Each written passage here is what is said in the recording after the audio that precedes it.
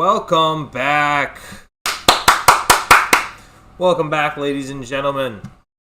It is prime time with Taff and Phil here for the NFL Week 16 pregame show.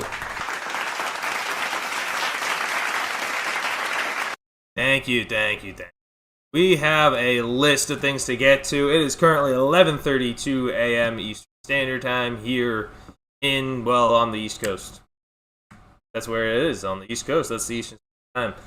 At the current juncture, as we can see, Romeo Dobbs is joining us this time in the Box of Shame because that Packers-Bears game Saturday night was downright filthy. I mean, that was a crazy overall game.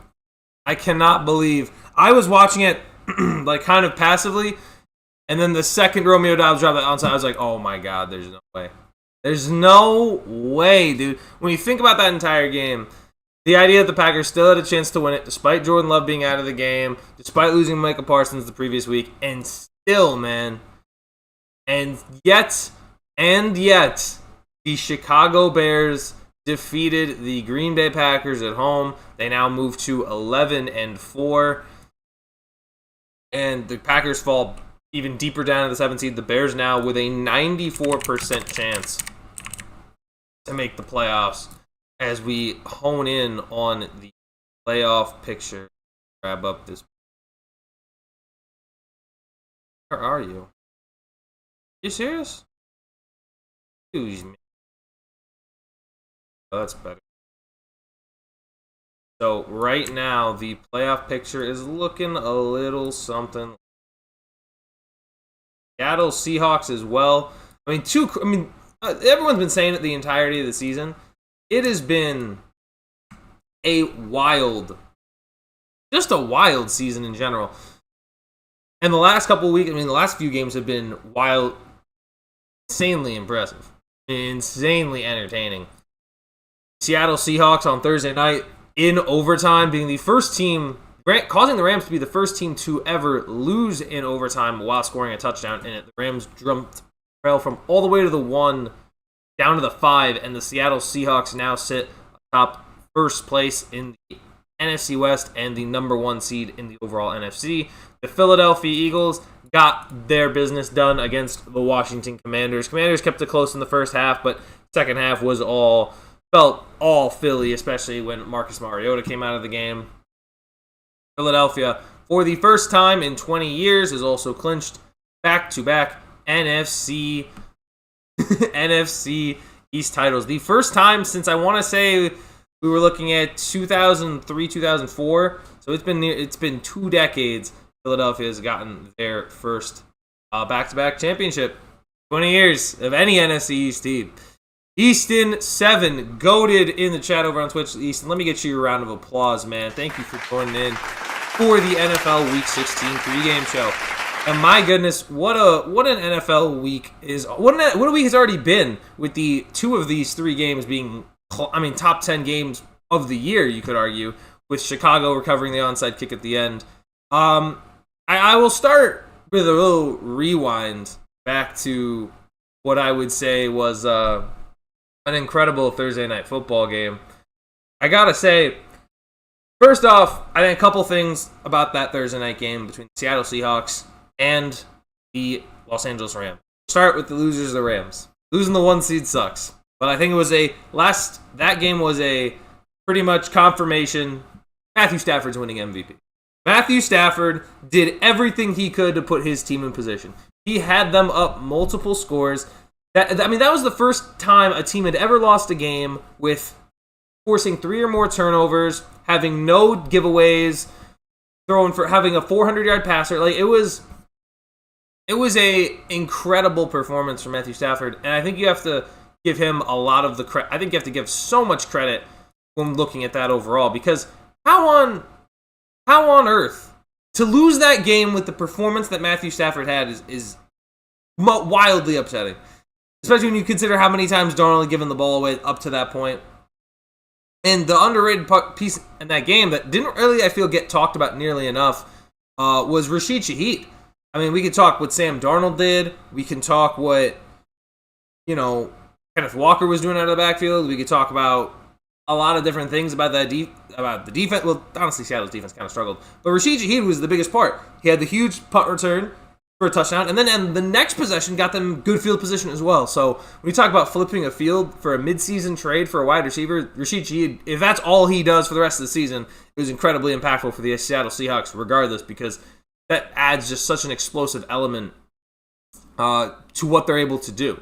For a team that does have someone like JSN and Jackson Smith and Jigba, but with a little added little boost on special teams, that could end up being the difference for Seattle coming into the playoffs. And of course, as shown previously, that is the 1 seed right now for the Seahawks. And to fall to the 5 is brutal, I think. I think falling to the 5, especially considering the teams you have to go on the road to play, it's difficult to say the least. And it's not really, it's going to be a tough one for LA. But I think a couple things about that game. Matt Stafford sewed up the MVP. I think Sam Darnold shook off a lot of criticism. I think when we're talking about, he can't win a big game. He went in and got them down the field, got them into the end zone, and then got the 2-point conversion. So I think you got to give Sam Darnold some credit as well for what he was able to do to go out, win that game for the Seattle Seahawks. I thought that was incredibly impressive of him. Do what he did. Shout out my boy. Shout out old slinging Sammy D. We need to give some of these quarterbacks that are rising up their nicknames, man. Sam Darnold needs a nickname, and I really want to see it happen. I want to see Sam happen. So we'll see where it goes from there. He said fantasy championship game. Thank you for all you have done this season to help me. JSN, man, I'll tell you what. You know what's interesting too is we have, I think, the guy who has Puka Nacua in our league, who absolutely dominated as well. Another headline from that game: Puka Nacua, 225 yards receiving, and what could have been the game-winning touchdown. An incredibly impressive and wild performance overall from him. A lot of the guy who has Puka in our league is just did not have a great season overall. I think. I had Josh Allen too, and that was the only thing that was carrying my team all season. So it is what it is. It is what it is.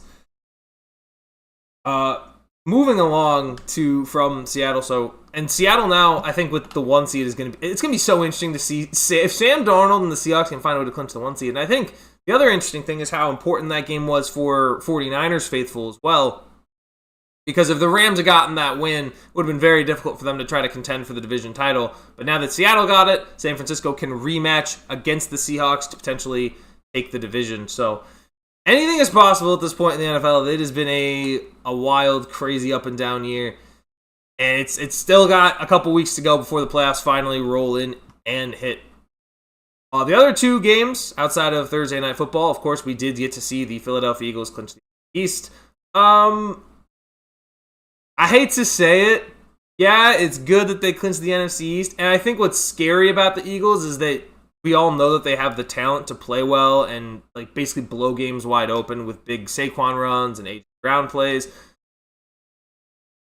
But it just, you beat Josh Johnson. You didn't really play a high-level quarterback this year. It's just not in that game. You didn't play against, it was not like you were playing against Jaden Daniels and that amazing Commanders team from last year, right? It feels, they went and got the win after struggling in the first half. But I don't know. I think Philadelphia is so weird because they can bust out a game at any time because we know they're capable of that. But at the same time, they haven't been particularly impressive, and I don't think this win against the Commanders changes that for me. I still think that they will be in some sort of trouble coming into the playoff just because you need to be able to play consistently for me to be able to trust you to go out and win. Drake London carried. That's also true. Drake until he went down. That's probably. I know he's having a big year as well. Of course, Michael Penix. I haven't watched enough Atlanta to know if it was Michael Penix that was doing all the heavy lifting or not. The Giants can win the Super Bowl this year. Yeah, they can do it. They can easily do it. They just need to, They can totally do it. They just need to win out, and then the entirety of the NFC East to just stop playing football, and then they can get in the playoffs. Like if Dallas Commanders and Eagles all fold as NFL teams in the next couple weeks, then the Giants have to win the NFC East. Like that's just what has to happen. But it's possible they can definitely win the Super Bowl. Sure, they just need the teams to fold and then they can get in. So it'll be there's time. There's time for the New York Giants, but they get they'll be better next year. Also, the interesting thought process in New York. 24 teams disqualified for us. Exactly. You just need the entire NFC to just not play football, and then you need all 31 teams to just quit, and then the Giants will take it. The Giants will take it all because they have no one to play. Speaking of the New York Giants, I don't know if I mentioned this on Thursday's episode. There was a trade going around by a media host, Colin Cowherd, suggested that if the Giants land the number 1 overall pick, they should they should trade Jackson Dart for what he's worth and draft Mendoza, the kid out of Indiana. To which I say, dumb. I mean, it's not completely dumb, but I think also, like, I could see the big, like, a big brain IQ play, but it doesn't make sense. Because, like, I don't think you're going to guarantee you get a first rounder for Jackson Dart. And, like, You're banking a lot on a quarterback that you don't even know is possible to get. Like, you'd have to get a haul for Dart, and then you'd have to hope Mendoza's better. I think Dart, he has 7 rushing touchdowns. So he has a total touchdown to turnover ratio of like 20-4. 20 total touchdowns to 4 picks. That's good quarterback play. Like, I know people are like, oh, he runs, he's running, he's banging his head, he's good at third CTE brain. Dude, just coach that out of him. Get a coach that'll just coach him to slide. That's it. That's it. And Dart is good. You've seen him play well. So why are you trying to go and get like why are you trying to get Mendoza? Like, I'm not saying Mendoza's bad. Mendoza could be good, but you have a guy that is clearly shown he can play. Why are you trying to cook up a I'm so big brain. It's like you're playing Madden. It's not how that works. I don't see it as something that moved. I could almost see the vision, but you're banking so much on Mendoza being great and being great right away. And even next year, I think the Giants roster will be better and they'll win more games because they'll just have like a better coach in place and you'll have a lot of their players back healthy. But at the same time, I don't see a reason to trade for a rookie quarterback to just be waiting another year, right? Like if Dart takes a second year leap forward and you have the talent that you do and you put it together to win games, Giants could easily win this division next year because of who they have in the front line. They need like one decent secondary player that isn't Deontay Banks because my God, sometimes he's terrible. And then you just need probably maybe one other wide receiver. I know because I don't know what Neighbors is going to look like fully healthy. I don't know because I think with the way medical and medicinal practices have advanced in terms of those long-term injuries, it's variable depending on A, how fast they can come back from it, and B, how strong they'll be when they come back from it. Like, they might not be at full strength for a little bit. So I think getting another complement to help take some of the pressure off Neighbors to come back fully healthy and kind of let it sit. I would say get another running back, but I think they have enough there. Like, I think Tyron Tracy and Singletary can kind of fill up the gaps a little bit as Scadaboo heals up. But I think the Giants are fine. Like, I think they could very much win the division as long as Jackson Dart takes a second leap. But I think he's closer to. I would presume he's going to take a second leap. That's my understanding. But regardless, that's what that is. And then past the NFC East, I kind of got off into a tangent there. Let's looking into the Packers and the Bears game. First off, congratulations, Chicago, for that win. That's a major win, beating the Packers in overtime. I gotta say, Green Bay really just threw that one away. I mean, they were up 16-6 Bears get the with like 2:35 to go. Bears get the field goal and go for the onside kick, and Romeo Doubs doesn't catch it. And dare I say, this is in a certain sort of way, kinda, but not really, but also Green Bay's fault. Green Bay, I think if you had a much better wide receiver one in that position, that just doesn't happen. Like, I'm not saying that, like, I've seen Megatron fumble an onside kick before. So it's like, I guess you could argue not. But man, that was, of all of the onside kicks to recover, like, the one thing about onside kicks is you generally don't want to leap off the ground in the air to try to catch the ball. That's at least my philosophy. You kind of want to stay on the ground. The ball was on the ground, man. How the Packers did not recover it and basically end the game is insane to me. And I can't believe it. I can't believe Caleb Williams and the Bears and Ben Johnson. He has turned that. I mean, talk about completely turning that franchise around. I didn't think it was. I even thought it would be I thought it would be like, yeah, year 2 they'll really have it. No, they got it right away. Like, they got it. Well, not right away. They were 0-2. That's the other thing. This Bears team was 0-2. Bears team started 0-2. They've won 11 of their last 13 games.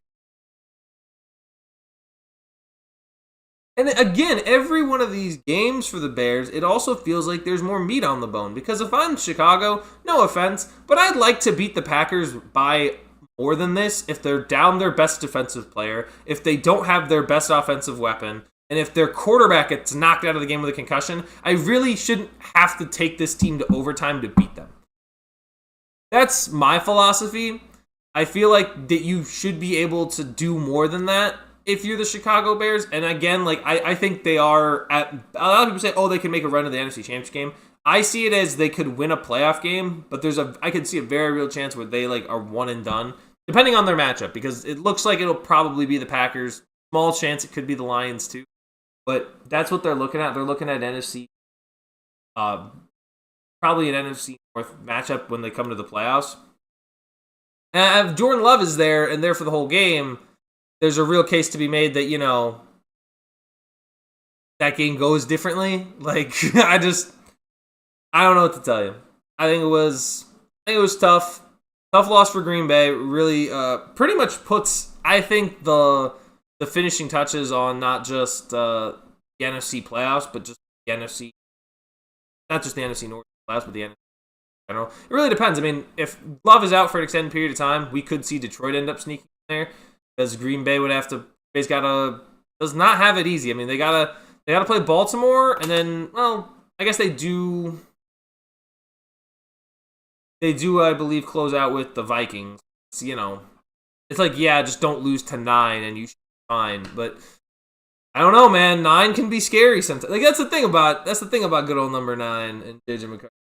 You know, he's bad, but you know, like, there's good chances that he's gonna win games anyway. Like, they beat the Lions and the Cowboys, and basically, like, 9 grittied into the end zone on the Dallas Cowboys. Like, let's not forget that happened. Before I jump into this week's this Sunday morning slate, I gotta also talk college football real quick, because that happened. Number 1, these are my small thoughts on each game. Summarized. 1, Bama versus Oklahoma. Never tell me again that Bama doesn't deserve to be in just because they have 3 losses. Bama went into Oklahoma, went down 17-0, and then outscored them 34-7. Enough. Bama's justified to be in the playoffs. That's just the reality of it. Bama deserved to be there. Number 2, Texas A&M. My gosh, what a fraudulent organization. What a fraudulent team. I don't have any words outside of that. That's it. I mean, can you imagine, like, imagine being going to Texas A&M and watching that game, and your team scores 3 points in a college playoff game, and then at the end of the game turns it over in the end zone. So Miami and Bama move on. As for the other two, with Tulane and JMU kind of getting the doors knocked off them, honestly, JMU put up more points than I thought they would. I do kind of feel at a certain point we should be putting the 12 best teams in the college football playoff. At the same time, I think the conferences need to be 100% restructured. I just think they do. If you really want those conferences and those championship conference games to really matter, then you have to 100% restructure the entirety of these conferences. Like, you got to restructure the ACC. You've got to restructure the Sun Belt. Like, it's just the SEC and Big Ten. And I understand, like, I get it, wanting to put all these, like, make sure that the best teams are in, but also rewarding teams who win championships, which, I mean, they should, right? Like, because if you can have a 13-0 season in a slightly weaker conference, no real way to know who's better, who's worse. If I'm being honest, they should just, restructure the entirety of the conferences. Like, that makes the most logical sense to me. And the fact that they're not doing it doesn't help their case. Like, because again, I don't really think people want to see JMU or Tulane go in if they're just going to get blown out. And give credit to Tulane. I actually thought they played a decent first half against Ole Miss despite being down 17-3. Like, they were able to move the ball. They just couldn't capitalize on key moments. Like, they had a really critical drop on a 4th down. I think that game definitely could have been different for Tulane, but it just doesn't make a whole lot of sense to me. Why we're putting in these college playoff teams. Like, why are we putting in college playoff teams that are not going to have any chance at winning the game? Like, can we get something a little better? Get the best teams in, number one. Number two, can we also find a way to make these conferences and championship conference games feel like they matter? Because it's so unbelievable to like, it's unbelievable. But Tennessee, what about? I mean, do we really want... I don't even know if Tennessee really deserved to be in. I would have thought maybe you could have put Vandy in, I would have thought, but I mean, to put in JMU and Tulane at the end of the day, when I get it, JMU dominated the Sun Belt. Okay, Titans. Tennessee Titans. Oh, Jackson Dart or T-Law? Right now? There's a lot that goes into that. If you're factoring in, if I think who the better quarterback is right now, I'll be honest with you, I think it's Trevor Lawrence. But I think I'd rather have Dart because I'm not paying Dart nearly that much money, and I don't think Dart is as far. Like, I think Dart next year can very easily be like a top 10 quarterback and be on a rookie contract. Oh, for fantasy, Dart's matchup is, hold on, I have them all. Stop scrolling. Dart plays the Vikings. T-Law has Denver, though. Probably Dart, because I think Dart's at home. Well, Dart's at home. I think against a team like the Vikings, I think you have a better chance of Dart at least getting rushing yards and trying to rush for touchdowns against the Vikings than you would Trevor Lawrence against Denver, because Denver's defense is not to be trifled with. And especially playing in Denver is hard. Like, it's not an easy experience. And also, Trevor had a massive day against the Jets, which means there's the room for drop-off is massive there. So I would roll Dart. I don't know what you're looking at projections-wise, but I would probably roll with Jackson Dart over Trevor. That would be my go-to. Because I think there's more chance for him to score against the Vikings. Actually, it's actually a good depth chart-wise. Because I know the Vikes defense hasn't really been fully healthy all year. So it is possible that no Javon Hargrave, but outside... the main one was Andrew Van Ginkel being out for so long. Really not helping him. Is anyone out for Denver? If people are out... And I also think, like with wanting to... Yeah, Denver's defense.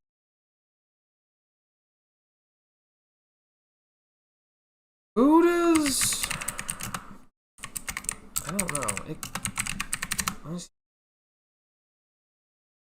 Actually, also fully healthy. No, 2 in. Travis Etienne fantasy owners rejoice because there is no Bichelle Tootin playing. I gotta tell you right now, that is, of my fantasy season, one of my best draft picks was Travis Etienne.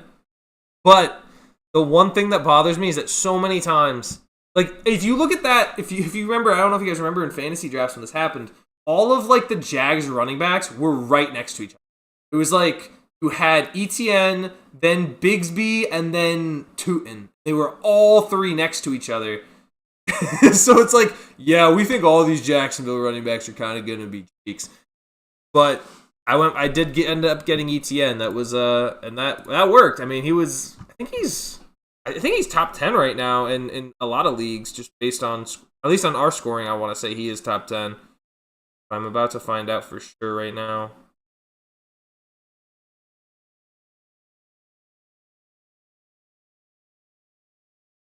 Nothing. I started Jaden Reed. Do I start a... No, I can't. Can't justify starting a Mecha Egg Hasn't been doing it, man. Has not been living up to it. Bugs me. Who is he playing again? Did Buka play? Carolina. Oh, he's going up against JC Horn. Yeah, he's probably cooked. Man, he still gets like 9 targets though. Ridiculous, man. The fall off of a Mecha Egg really makes me sad, man. It really does. I didn't even get him for like some of his bigger performances. I trade him away like when Scadaboo, but Scadaboo got hurt that day. Scadaboo didn't get hurt. I'm definitely losing that trade. Like, that's ridiculous. Ugh. The darn shame. I don't know if I just should start him now. Problem is I'd have to bench like it's not like Justin Jefferson's a much better option. Justin had he's had 2 catches each of the last 2 weeks. I don't even know if I want to start Jefferson at this point.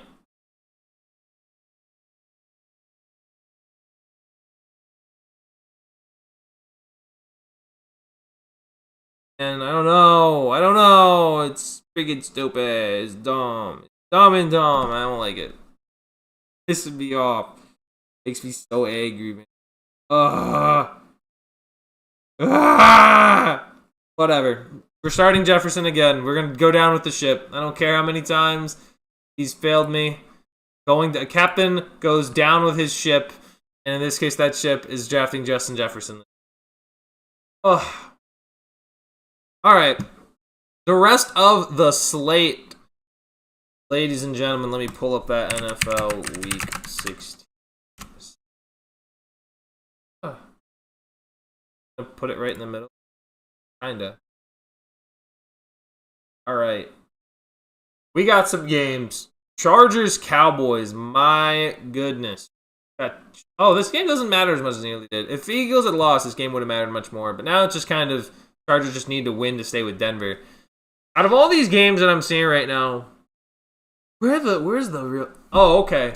Bucks Panthers I think is a big one that merits discussion. You know how much I believe in neither of these teams, which is actually hilarious. I believe somehow this game will end in a tie. I'm willing to bet that it is 100% a tie between the Bucks and the Panthers. This is going to be. There's just no way it's not gonna end. Like it feels like a game that should tie. Of all the most of the time, I want a team to win, but of all the games that feel like this should be a tie, this one is it. Because these teams have been absolutely untrustworthy. Carolina's been wildly inconsistent, and Tampa started hot and has completely cooled off. How do you copy links? Probably highlight it and then Control C. Oop. I don't know if you're watching on the phone. You might be watching on a phone or something. If you're on a computer, you just highlight it, go, boom. What the? How is there no text I can highlight? Boom. Boom. If you're on a phone, it's probably just gotta hold down, you'll see the little blue squares, blue line, you'll hold down with thumb on the word, and it'll highlight blue. It's like, oh, it's blue. And then you can drag the little blue squares to take the whole thing, and then you want to copy this, share this? Yeah. That's my understanding. Other big headlines. Jets Saints. Going to be an awful game, I would imagine. I mean, it's Brady Cook, right? Brady Cook. It's going to be Brady Cook, Tyler Shuck. Let me look at Tyler Shuck, because Tyler Shuck has been a godsend. I also always said Shao, but I guess it's Shuck. Okay, well, he hasn't been up super, but he's been better than I think the majority of people want to admit. And I think he could be very fun. I think he could be a very fun QB going into next year. I'd be interested to see what the expectation is. Has he been amazing? Not particularly. But I mean, listen, they're winning when he plays. Say what you want. Look at this. One, like, again, like, you know who else he owns? He owns the Carolina Panthers, clearly. Because he went, first game, 19-27, 282 yards, 2 touchdowns, no interceptions, pass rating 128.9. Then 24-32 for 272, 75% completion percentage, and a touchdown pass, and a 110.4 rating. No interceptions. So, to me, guess what? Tyler Shuck, kinda him. Very much kinda him. And listen, there's a lot to be excited about, I think, in the future for the New Orleans Saints if Shuck can put it all together in one nice, neat little package. I mean, even rushing the ball. I mean, he had 2 rushing touchdowns against the Tampa Bay, and his ability to run the ball, too. There's a little sneaky athleticism. So, that's awesome, and that's super exciting for my boy Tyler. I don't know. I think the Saints should win this game because it's Jets, and the Jets are bad. But if the Jets... The other thing that a lot of these games, like Jets, Saints, and Giants, Vikings, even Chiefs, Titans is kind of important, believe it or not. But in terms of draft order, let's see. Let's see the current draft order. That's... Oh, no. That's not just do it. Sure. NFL draft. I don't want it from there. So, according to the little NFL tracking system, the New York Giants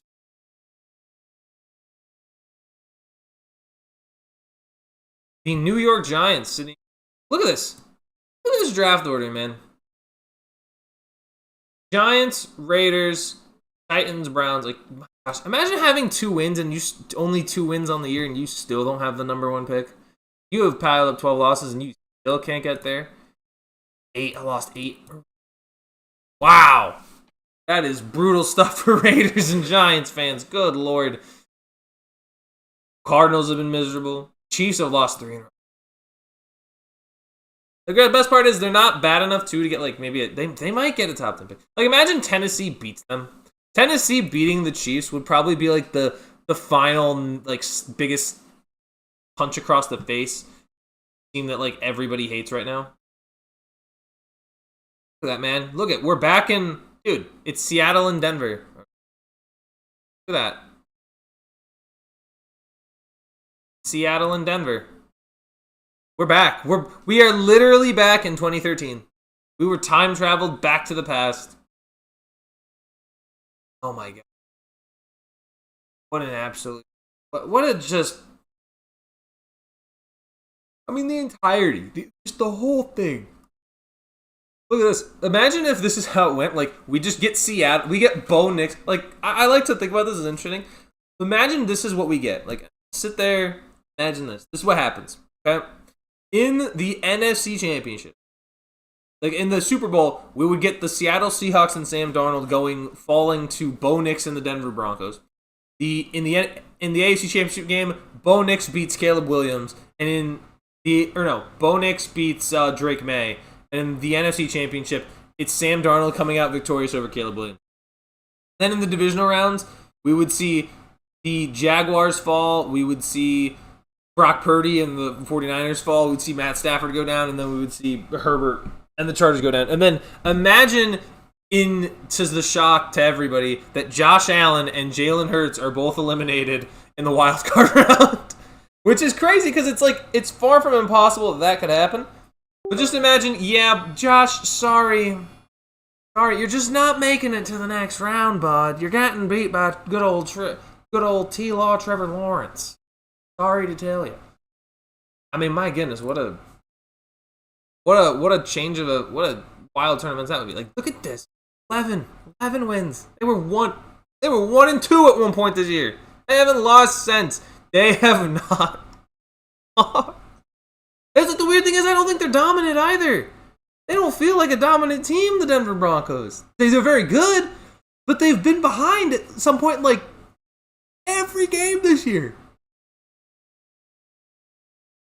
It's nuts! It doesn't make any sense! I will say, if Trevor Lawrence and Jacksonville are able to get that win, that's a huge statement. Imagine that. Trevor Lawrence and the Jags find a way to beat the Denver Broncos. I don't think they do, but My goodness, could you? And the rest of the I mean, even now, presuming the majority of the things that happen today go the way that we anticipate them to, I mean, most of the NFL playoffs feel really set. Like, even with Green Bay's loss to Chicago, they're still likely to make get in as the 7th seed. The only real significant changes I could see are like the AFC North if Baltimore ends up beating Pittsburgh in that final game. And then the Carolina Panthers, they can get by Tampa. But outside of that, I mean, it just doesn't really feel like much is set to change. Like, I think like New England, Jacksonville, Chargers, Bills are pretty much all set. Like, they're all going to be playoff teams, especially because I think the Colts will probably lose to the 49ers, and that'll end up clinching a lot of playoff berths as well above them, just naturally. I mean, Houston's going to play the Raiders. They have a 9. They win that game. It's just over. It's over for a lot of this stuff, man. It just kind of feels like it's all set and done. Wait, hold on. What happened? I have to actually check this because I swear to God. I didn't play. Good. I didn't play. I played Jacobs. Probably would have been cooked. I didn't. So let's go. Let's go, baby. And Amon-Ra have a. What the? Why does Joe Burrow look like that? Why does Joe Burrow have his helmet and not his normal hair? Well, guess I'll never know. Oh my gosh, it's gonna be. What else? What other games? Because the late games, I think, are the real headliners. Okay. As you can see, I got my Steelers hoodie. I got my Steelers hoodie on today. This is a big game. This is a massive game for us, and for a few reasons. I think, correct me if I'm wrong, but I think this is correct. If Baltimore loses one of their next 2 games, and they play Green Bay and New England, so there's a very real chance of that. If we, the Pittsburgh Steelers, can go 2-0 and Baltimore goes 1-1, the final game of the season does not matter. Pittsburgh still would win the division.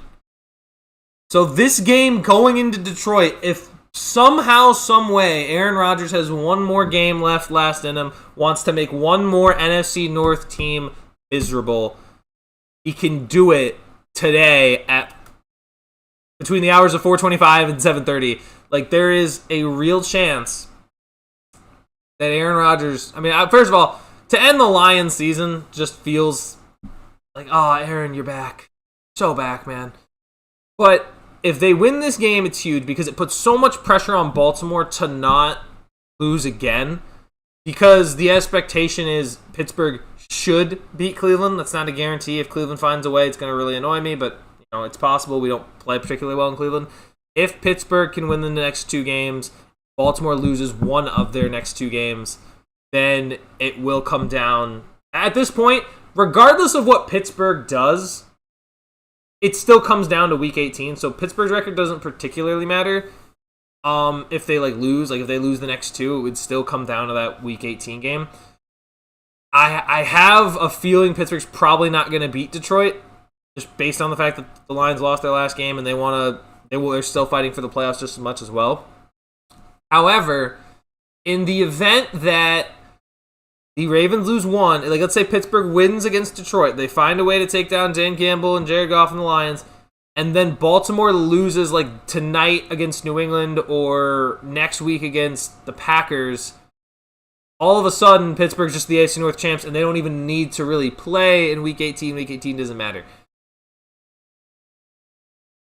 Personally, I don't think it happens, but it's what I want to happen. That'd be the ideal situation, is that we don't even need to play the AFC North game for Week 18. We're about to find out.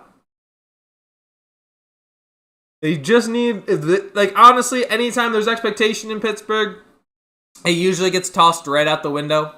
Like you see this cup, this is literally my favorite cup. Now it's gone forever, so it's not real. I don't care about it anymore. That's kind of how it is. This is literally my favorite cup, and just throw it out the window. That's kind of with the Steelers, and whenever they're given expectations, they kind of just throw it away. I'm hoping that this is not the case. Really am. If it is, then I don't know what else to say in regard to that. I mean, hold on. Let me do something important. Lions depth chart. A lot of the linemen's left side, their left side of the line is incredibly questionable. Just like the list is questionable. I wonder. I think the Steelers are going to be able to hold and limit Jahmyr Gibbs. I just don't know what Amon-Ra St. Brown is going to do. It really depends on that matchup. I think it's such an important matchup for them, specifically with Joey Porter Jr., who has played better the last few weeks, but definitely is still a holding merchant. He's not losing that title until he gets like a Pro Bowl or an All-Pro. Listen, bro's grabby. I will say that much. Did I also? You know what? I haven't even voted on the Pro Bowl. You know, we're going to do that. We're going to cast our ballot. I haven't done it. I mean, not that it matters. It's not an actual... Oh. Ballot closed. Never mind. Oops. Didn't get around to it. My bad on that. You know what? That's probably for the best. I would have just been like, guys, Connor Hayward, Pro Bowl tight end. That's probably what would have happened, honestly. I'm interested to see, when does that get released? Probably at the end of the season, right? 26 voting release date. That comes. Yeah. Oh, it closed like 6 days ago. Okay, so it's not announced till. I'm interested to see. Let's try to predict the Pro Bowl. The Pro Bowl rosters. Let's honestly try to predict them. Let's say we get three. It's 3 QBs, right? It should be 3.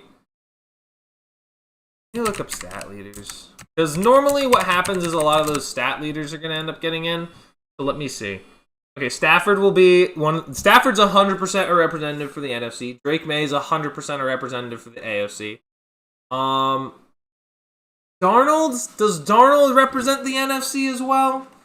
Say Stafford, we would say Darnold. Probably not Jalen Hurts. I don't think people would vote him in. It feels like it would be. So AFC, I think, is definitely going to be Drake May, maybe Bo Nix, and then probably like Josh Allen. I think Josh Allen's going to default, probably be one of them. I think that would be it. It would be May, Josh Allen, Bo Nix. NFC is going to be probably Stafford, Darnold, maybe Baker, but Baker kind of fell off in the second half of the year, so it's possible it's not him. Would they put Jordan Love? It could be Dak also. Dak's like second in passing yards. It could also be Dak Prescott. That's actually what I think it is. I think it's going to be Stafford, Darnold, and Dak. I think those are the 3 that I think that the Pro Bowl voters are going to vote for. Running backs in the NFC, Gibbs is going to be 1, Bijan's going to be 2. They're both going to be on there. Would Saquon get in? I kind of want to say no, but it could still probably McCaffrey. I think McCaffrey would be the 3. Those are the 3 I would vote. On the AFC side, James Cook and Jonathan Taylor. And there's a third there. Is there a third? Is there a third that really deserves it? If we're looking at... A-Chain. That'd be the third. So it would be A-Chain. I can't believe his name's A-Chain. It really should be A-Chain. Like, I would change it to A-Chain. That's the A-Train. Like, the A-Train. Let's go. A-Chain, the A-Train. Works well. The A-Chain, it'd be Taylor, and it would be wide receivers. I believe there are 4. So if we're looking at the NFC, it's probably JSN. It's not... can't really put Jefferson. Probably him. It's probably Puka. It would then go to... But AJ... I can't believe I'm saying this because he's having a good second half of the year, but there's a chance AJ Brown could be it. But I'm going to hold off on that because I think there's probably a better option. St. Brown. That's the third one.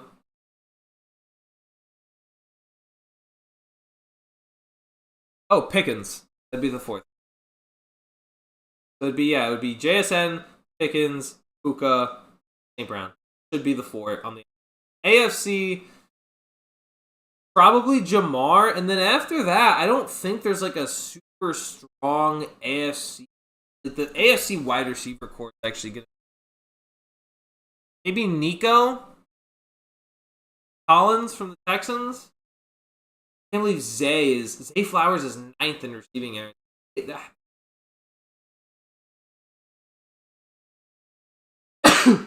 Like, genuinely, I don't know what receivers are going to make it from the AFC side. Because there are not many. There are only 2 receivers from the AFC that are over 1,000. I mean, Jesus. Okay, genuinely, I'm going to read this list of receivers to you. Let me see if you notice how many NFC receivers there are. JSN, NFC. Puka, NFC. Pickens, NFC. That's 1, 2, and 3. Number 5 is NFC, it's Amon-Ra. 6 is NFC, it's Trey McBride. 8 is NFC, it's CeeDee. 10 is NFC, it's Jamison Williams. 11 and 12 are A.J. Brown and Devontae Smith. What? What kind of sense does that make? 13 NFC is Chris Olave.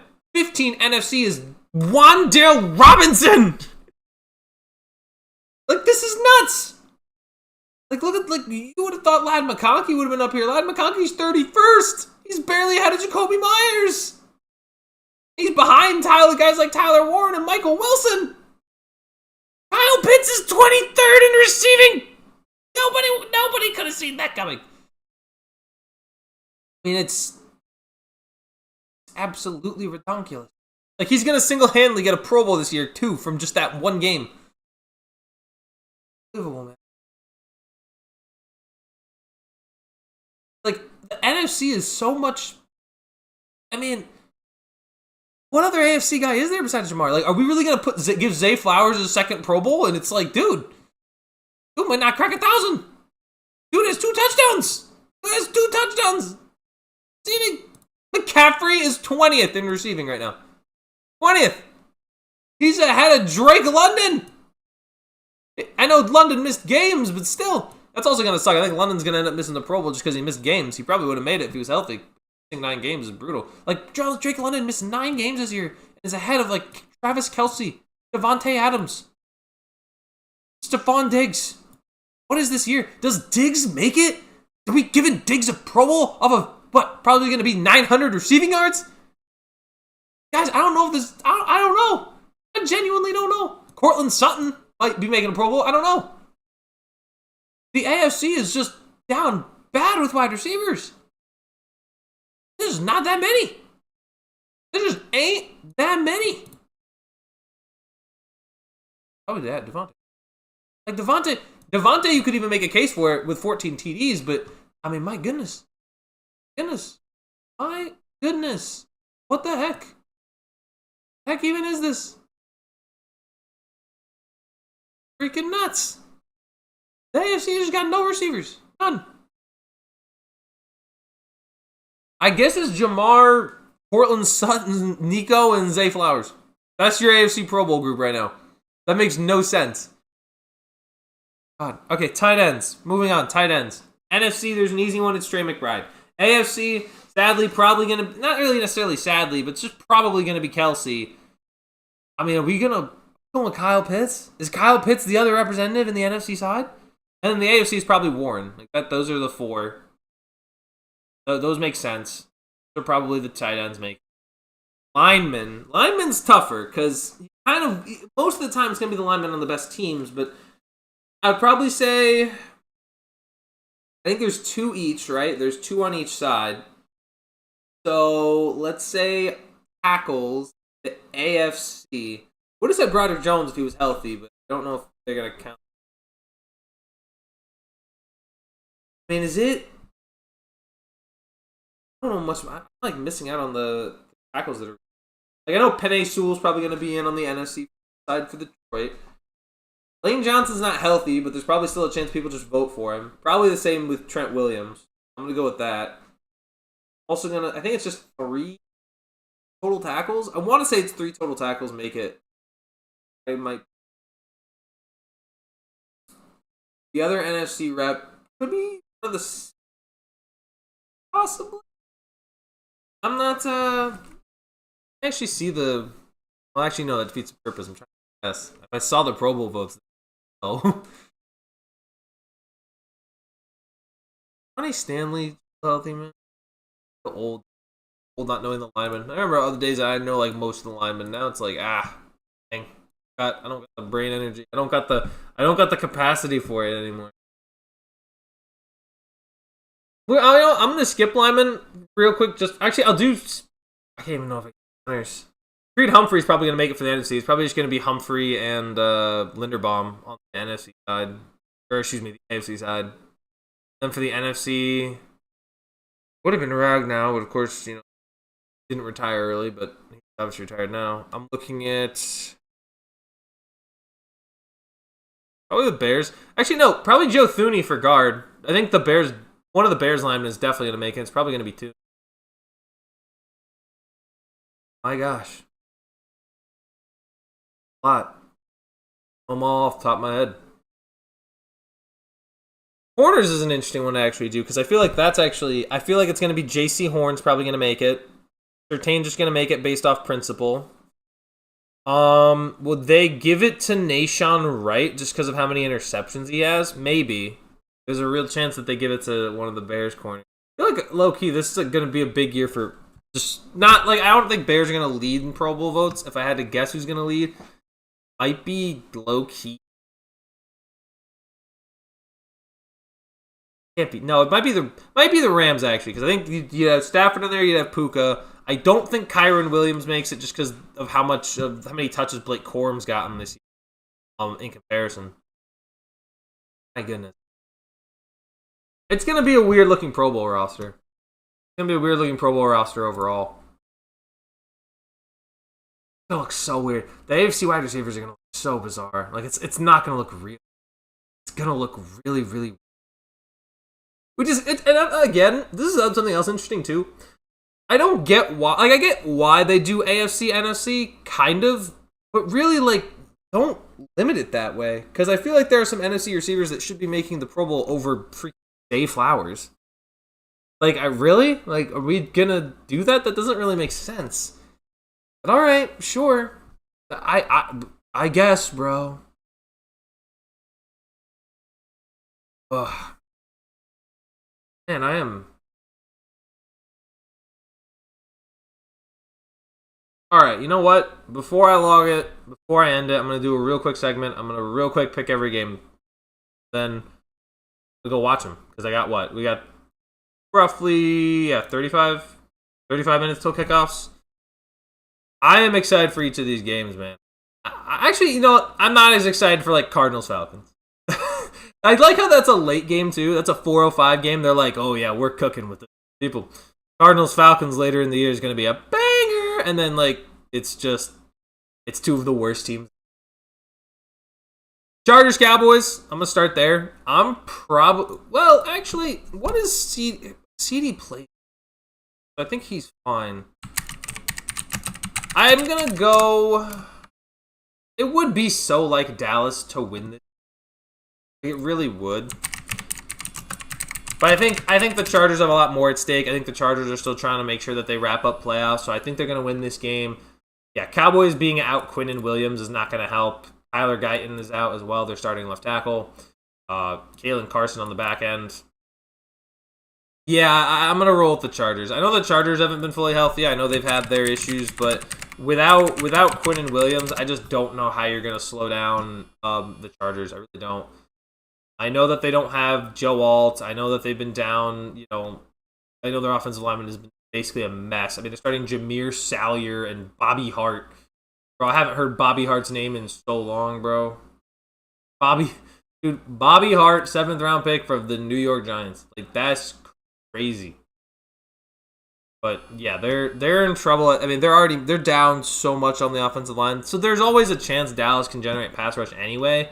But I just think Herbert's just been so good. It has been very impressive. And to be honest, I mean, Justin Herbert can never. It's crazy how Justin Herbert can never seemingly have a healthy offensive line. Do we know if Joe Alt is going to come back at all? No. Okay, he had season-ending. Dang. I thought, wow, that's crazy, man. Like, that's so depressing, right? Like, you have this, you just want this offensive line to finally be fully healthy, and it just can't be. It's just cursed to never be healthy. I do think the Chargers are going to take down the Cowboys, though, especially with no Quinn Cowboys. Vikings and Giants, low key.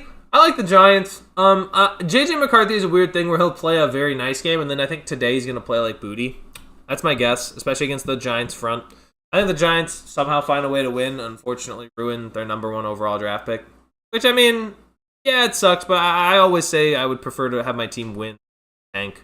I say that as a Steelers fan who's like never had his team beat tank, but I still stand by that. I would rather want them. Bengals Dolphins. Quinn Ewers is getting the start here, so that's I guess something. I don't know if it's going to be any better for Miami. I'm probably going to take the Bengals. They have the better quarterback by a landslide. And listen, I think Joe Burrow is going to finally have a little fun against the Miami defense. I mean, listen, Aaron Rodgers was able to do stuff to that Miami Dolphins defense, and the Dolphins are on a short week, and they got to play the Bengals and Jamar Chase and T. Higgins. Yeah, I think we know who's winning that. Bucks Panthers. I still feel like this game should probably be a tie, but I have to pick a winner. I'm gonna go. God, they both suck. I'm gonna go with Tampa. It's a little shocking, but I think the Bucks, after a loss, after losing to Atlanta the way they did, I don't think that they're gonna find. I don't think they're gonna lose to Carolina. At least not the first time. I think the Tampa Bay Bucks are gonna shock people and go in. They're starting to get healthier. They had a few days of extra rest. Todd Bowles hopefully going to have this team lock in. Baker Mayfield hopefully has this team lock in, but they need to. They're gonna need a little help from Baker Mayfield, but I think the Bucks do eke this out against the Carolina Panthers. Jets Saints. I don't like either of these teams. I'll take the Saints just because they're at home and Tyler Shuck's kind of fun. But yeah, the Jets probably starting Brady Cooks. That should be. Bills Browns. Don't make me laugh. Cleveland's bad. And we'll feel bad. I mean, Quinshon Judkins could have a good game just because of how bad the Bills' rush defense is, but honestly, it's just not going to be enough. Bills are going to stack the box, force Shedeur to make throws. Listen, Shadeur's a rookie, so he's going to make some nice ones, but I think he's going to make some mistakes that are going to cost the game, and by a couple scores, Bills are going to try to lock up their playoff position. Chiefs Titans. Honestly, give me the Titans. As crazy as that is, Gardner Minshew is starting. I don't think Rashee Rice is playing either. This is not a good matchup for the Chiefs. Down your starting quarterback. You're down your starting wide receiver. You're going up against a Titans team that is, while not good, has played better in recent weeks. I think the Titans find a way to win that game. Believe it or not, Cam Ward's going to have... This is the game where Cam Ward becomes famous. Beats Kansas City Chiefs. Jaguars, Broncos... I really want to take Jacksonville because I like them and I think they can win the game, but going into Denver is just too much to ask. I think how hot Denver is. I'm going to take the Broncos begrudgingly, but I am going to be rooting for the Jaguars to win the game. Falcons, Cardinals, does it even matter? I'll take Arizona just because they're at home. I think it really is Drake London playing is the question. If Drake London is good to go, then I think he has an incredible day. Currently listed as questionable. Until he is listed as he is a guaranteed to go, then I'm going to roll with the Cardinals. Sorry, guys. And Jacoby Brissett, for what it's worth, has actually played decently well. It's just the Cardinals are just that bad. Raiders, Texans, another don't make me laugh. Raiders are not beating Houston. Ain't no way. That offensive line, honestly, I wouldn't doubt it if either Danielle Hunter or Will Anderson breaks the record for sacks in a game. I think it's possible. I think it is so possible. Because the Raiders are going to have to pass a lot because they're going to be down, and that Raiders offensive line. So I'm gonna roll with the Texans game. Steelers, Lions. I'm not going to pick against the Steelers. I think they're going to win this game. I'm going to take the Steelers to upset the Detroit Lions. It might be silly. It might be completely biased. And you'd be right. But I believe, based on what Aaron Rodgers is able to do at home, finally got that offense a little jump-started in the second half especially. I think the goal of this game is just get DK Metcalf the ball and good things will happen. I have the Steelers pulling off an upset over Detroit. And yes, Detroit will move the ball on this team, but I think if they can get turnovers at the right time, they can win this.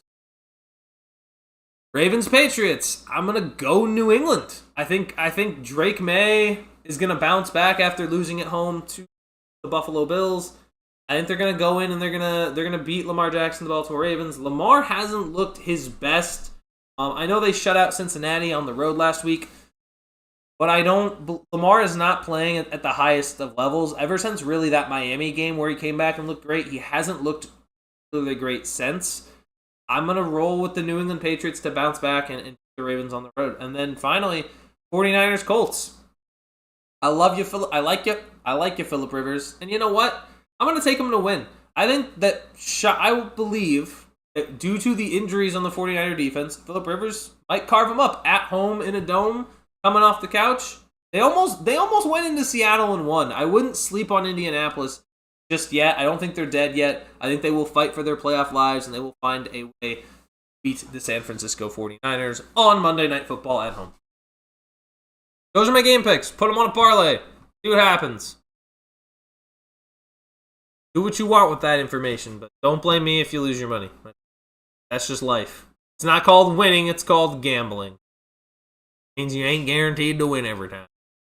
That is all I have for this primetime pregame show for today. So I thank you guys for tuning in on a Sunday.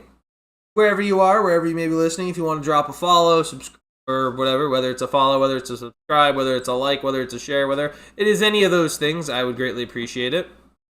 I will be releasing the schedule on the YouTube channel of this coming week, what's going to be streaming. So I'll probably do that after the window closes, so after the 5 games wrap up. I'll have a schedule posted on the YouTube channel just for what streams will be looking like this week, as well as going into the Christmas week. So thank you guys very much for tuning in. I will see y'all later this week. If I don't see you, then enjoy the holidays, have a Merry Christmas, and enjoy spending time with the family. I will see y'all.